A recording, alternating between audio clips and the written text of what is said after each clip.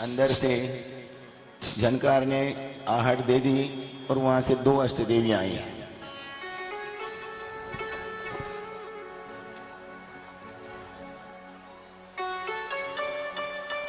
बोलो। प्रणाम स्वीकार है। महाराज, आपको पुत्र रत्न की प्राप्ति हुई है।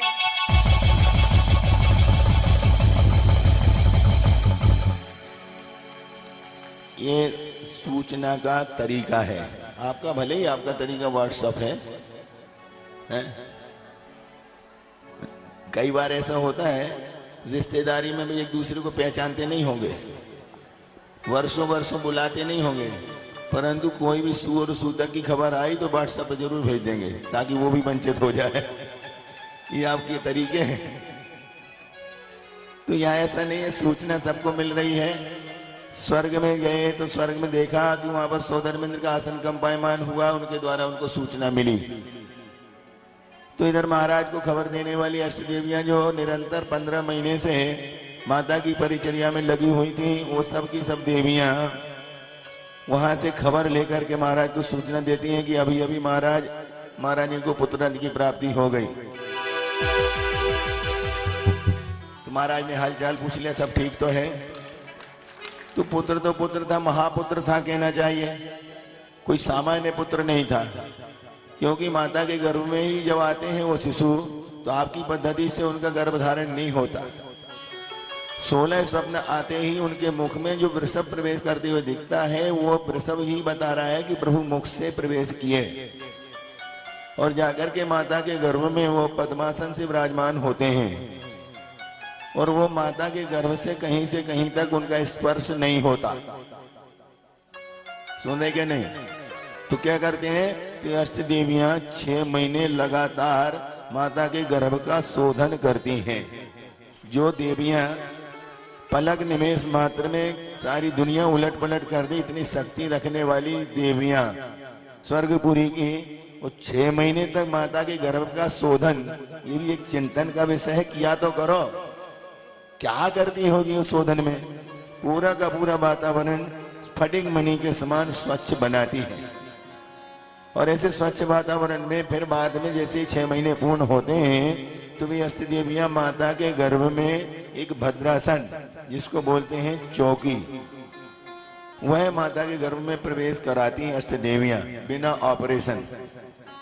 पता नहीं चलता कब वो लेकर के सब काम कर लेती है। तो जैसे ही स्वप्न आते हैं और स्वप्न आने के बाद मुख से वृषभ प्रवेश करता हुआ जो दिखता है वह स्वप्न नहीं होकर के प्रभु ने वहां से आयु पूर्ण कर ली है सर्वासिद्धि नामक विमान से, और उनका वह जीव माता के मुख से गर्भ में प्रवेश किया है। तो वो जाकर के माता के गर्भ में पद्मासन विराजमान होते, उल्टे नहीं लटकते, पद्मासन विराजमान होते हैं, और होकर के माता के गर्भ से उनका कोई संबंध नहीं रहता, और ना ही वो माता के खाए हुए भोजन को ग्रहण करते हैं।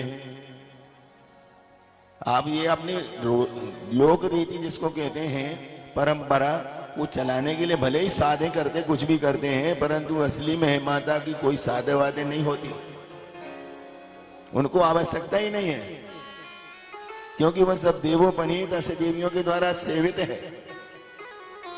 तो वहां पर वह माता के गर्भ में अमृत की स्थापना करती हैं, जिसके द्वारा उनका पोषण होता है। मतलब गर्भ में आते ही उनको अमृत पान, फिर उनके नाभि नहीं आती, जिसको आप बोलते हैं नाल या नरा, नहीं आता, क्योंकि वो माता के खाए भोजन को ग्रहण करना ही नहीं है, तो उसकी आवश्यकता क्या है? तो दूसरी बात यह है कि माता के शरीर के खून का रंग भले ही लाल हो, परंतु प्रभु के शरीर के खून का रंग दूध के समान सफेद होता है। वो कहां से आता है? तो ये अष्ट देवियां माता के गर्भ में गो क्षीरवत अर्थात गाय के दूध के समान रक्त की स्थापना करती हैं, जिसका संचरण प्रभु के शरीर में होता है। ये एकमात्र प्रक्रिया है मनुष्य जन्म की, इसलिए उनको गर्भ जन्म लेना है। बाकी गर्भ की कोई भी पद्धति सामान्य मनुष्यों की तरह उनकी नहीं है और न होती है। तो उस विधि को पूर्ण करने के लिए जब माता गर्भवती हो जाती है तो माता 9 महीने की गर्भवती होकर के भी चिन्ह प्रकट नहीं होता, कोई देखकर नहीं कह सकता कि माता गर्भवती है। आप लोगों की गर्भवती महिलाओं को देखकर आप कह देते हैं कि ये गर्भवती, माता को देख के कह नहीं सकते, क्योंकि उनका गूढ़ गर्भ होता है, गुप्त गर्भ होता है। तो जन्म होता है तो सामान्य से पता भी नहीं चलता कब हो गया। उनको कोई डॉक्टरों की आवश्यकता नहीं होती, उनकी डॉक्टर अष्टदेवी ही है और वो परिचर्या करती, सेवा करती, निरंतर 15 महीने तक रहती हैं। और जैसे जन्म होता है तो जन्म होते ही तीनों लोगों को आनंदित करते हैं, क्योंकि उनके जन्म से कोई अशुचि नहीं होती। आप लोगों को जो शोरसूतक लगता है वो अशुचिता के कारण लगता है, और उनको कोई अशुचि होना ही नहीं है किसी प्रकार की, तो किसी प्रकार का उनको कोई शोरसूतक का काम ही नहीं है। और इसलिए शास्त्रों में वर्णन करते हुए 63 साल का पुरुषों को शोरसूतक से दूर रखा गया है, तो उनको नहीं लगता, आप लोगों को लगेगा और पालन करना चाहिए। तो इस तरह से उनका जन्म होते ही 10 अतिशय के साथ उनका जन्म हुआ है। अब उनको किसी प्रकार से पसीना नहीं आएगा, सुगंधित शरीर होगा, जो बाजू बाजू निकलेगा तो खुशबू सूंघ करके ही अपने आप मस्त हो जाएगा। ऐसे सुगंधित शरीर वाले होंगे तो अगुरु लघुत्व वाले भी होंगे।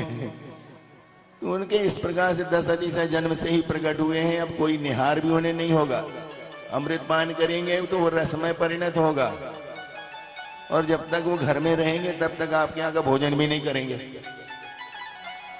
अब बोलो, मनुष्यों में जन्म ले रहे हैं और यहाँ की महिलाएं तो, जिसको अपनी भाषा में कहना चाहिए, वो बोलते बुंदेलखंडी में अलग है, रस्सी तोड़ रही है छूने के लिए है। और इधर हालत ये है, वो मनुष्यों का से उनका कोई पाला ही नहीं रहता, पूरी पूरी सेवा देवोपनीत है। अभी शाम को जब खेलेंगे तो खेलने के लिए देव लोग ही बालक का रूप बना करके खेलेंगे, तुम्हारे बालकों के साथ वो खेलेंगे भी नहीं। तो इन रहस्यों को और शास्त्रीय पद्धति को कौन समझेगा? इतना अंधविश्वास पंचकल्याण प्रतिष्ठाओं में होने लगा है, वो किस कारण से होने लगा वो भी ज्ञात है, क्योंकि एक झोली बगल में रहती है, वो भरवाना है, वो भरवाने के लिए प्रोफेशनल एक प्रकार से व्यापार चल पड़ा है, और इसलिए विधि विधान सब। नगर में बधाई, नगर में बधाई, नगर में